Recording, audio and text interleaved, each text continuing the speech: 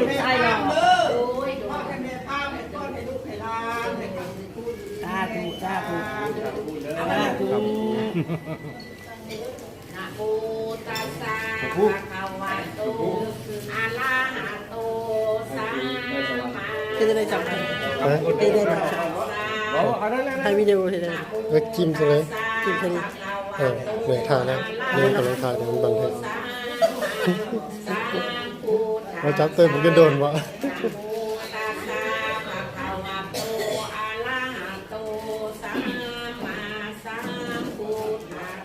น้องก็จะสวยเนาะ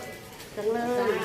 จะบอกประเด็นคือสิมาข่าวหมอน้อยผู้ทองข่าวจะนำข่าวแบบฝันดีเลยมื้อนี้ไอ้ผู้ร้อนกับนางก็ได้ขึ้นมันไม่ได้มาค้ำมาปูนเขาให้เขาห้างเขามีแล้วสักเกกามีจารุเปคิริสีกาลาตาเตจันตลิติวิมานีทิเปลาเถจาทานี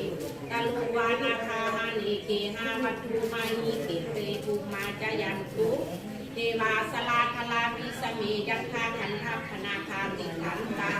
สันติเกยังมุนีวาลาวาจนังสัทธาบุเมสุมันตุ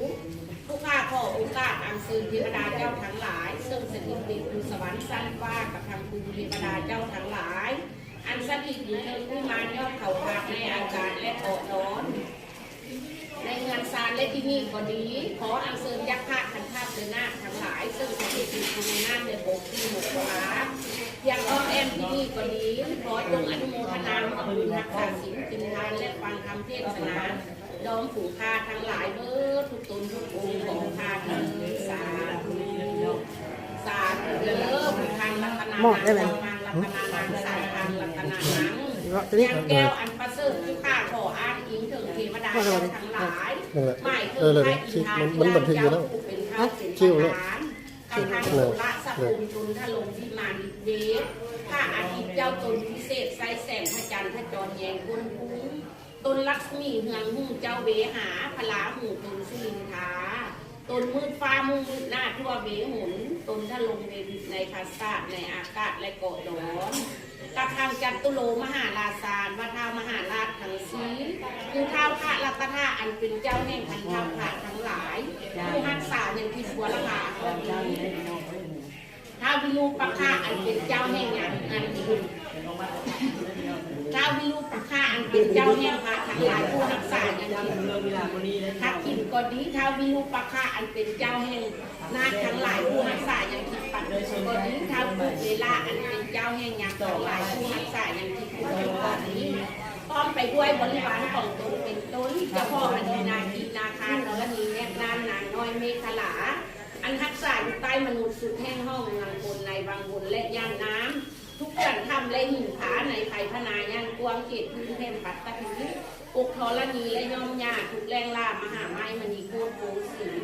ทางเกดีและแก้วคูตนสถิตอยู่ประเทศลาวล้านสร้างฐานนี้ในเมืองจันทบุรีรวงกวางและหลวงหินใต้เมลีผีเหนือมันผ่าได้ผ่าดาน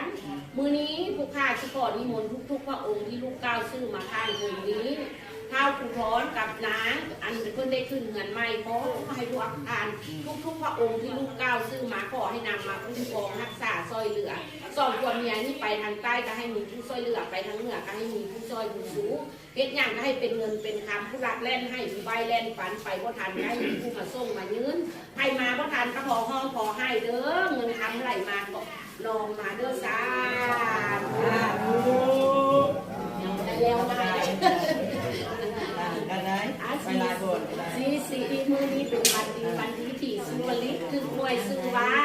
มหาเมืองคุณยังมีพญาสุมีบุญองค์นึงเสด็จมาจากเมืองมั่นคันทองมาแสดงจองหาสถานที่ตั้งบ้าน